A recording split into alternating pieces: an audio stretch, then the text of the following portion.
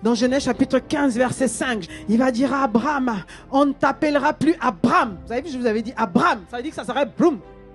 Non. Mais ton nom sera Abraham. Dieu parle à quelqu'un. Là où tu étais limité, il y aura une continuité à ta vie. Tu n'es plus Abraham, tu es maintenant Abraham. Tu peux voir loin, tu peux voir loin, tu peux voir loin. Dieu t'appelle à des grandes choses. Je te rends père d'une multitude de nations. Acclame Jésus. Avant de commencer à opérer, Dieu change l'identité d'Abraham. Il change d'abord la vision qu'Abraham avait de lui-même.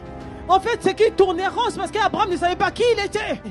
La parole a besoin de rencontrer quelqu'un qui a une foi déterminée.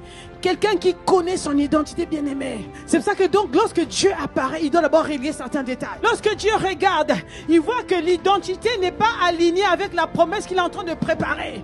Il voit qu'il y a une grande promesse, mais qui arrive devant un homme qui ne se considère pas comme un père d'une multitude. Un homme qui veut s'arrêter avec Eliezer de Damas. Un homme qui veut s'arrêter avec Ismaël. Il dit, mais il y a un désordre quelque part. Il faut que je fixe d'abord cette identité avant que la multitude vienne dans la vie de cet homme. Alléluia. Alors, tu sais, des fois, la promesse tarde dans nos vies. Pourquoi? Parce que nous sommes limités. Nous voulons nous limiter d'un peu, d'un petit peu. Alors Dieu nous voit grand, plus grand. Alors il est obligé de descendre, de fixer notre identité. Tu sais ce que veut dire Abraham? Abraham veut dire père élevé. Ça veut dire que tous les jours, quand Sarah appelait Abraham, il dit père élevé. Il dit non, ce n'est pas le nom que je t'ai donné.